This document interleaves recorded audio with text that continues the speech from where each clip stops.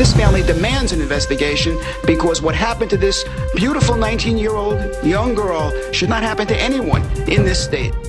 I'm Sanford Rubenstein, senior partner at the law firm of Rubenstein and Renicky. We've been handling personal injury matters, police brutality matters, and matters involving medical malpractice for over 40 years. My only son, they caught me. My only son, police killed my son. Police killed my son. Our law firm has represented victims in some of the most horrendous occurrences in this city.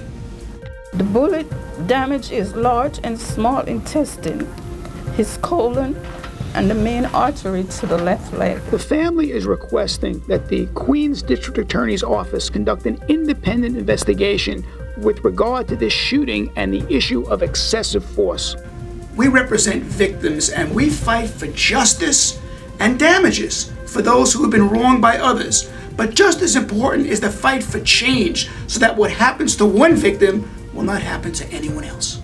I believe at this point in time that investigation should be upgraded from the negotiation phase to the phase in which an action is brought by the Justice Department against the City of New York in a federal court, giving a federal judge the power to take whatever action is necessary. As a lawyer who represents victims, whether it's police brutality, medical malpractice, average automobile accidents, an undocumented person, a person who's overstayed their visa, has the same rights as an American citizen to bring an action in our courts and recover damages if they are wronged by anyone.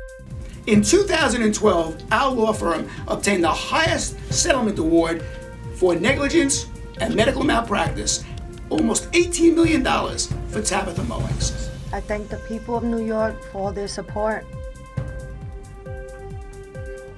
Now that this lawsuit is behind me, I look forward to going on with my life and caring for my children the best that I can. And I pray that what happened to me will never ever happen to anybody else. This settlement is fair, equitable, and is appropriate. Tabitha Mowings was able to come to a civil court to get justice. We also represented Abner Louima, a victim of the most horrible police torture in this country, and obtained for him an award of almost $9 million. How can I look into the mind of a man who sodomized Abner Louima, who didn't even apologize to Abner Louima when he pled guilty, who didn't even identify at the plea those other police officers who were responsible? When we fight for a victim, we fight for damages for that victim and for change.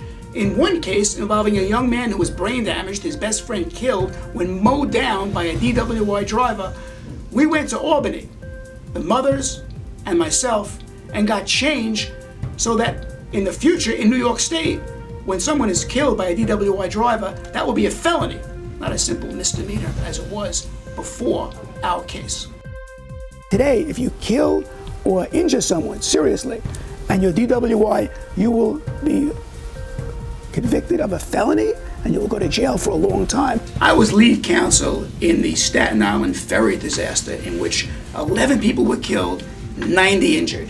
What's important about our work in that case was not only the damages obtained for the victims and their families, but also the fact that the ferry operator, as well as the head of ferry operations for the City of New York, went to jail. If you don't enforce the safety regulations that you should be enforcing, in that case it was 2 pilots in the boathouse, in the captain's perch at all times, and there weren't 2 captains there, but the rules were not enforced. So if anything, what we hope that case stands for is that administrators will make sure that the safety rules are enforced in all types of public transportation. And again, that's what we do in the civil justice system. Yes, money for damages, but also to get change. We represent the family of Ariel Russo with regard to a wrongful death action for $40 million in damages. This was a tragedy that should never have happened.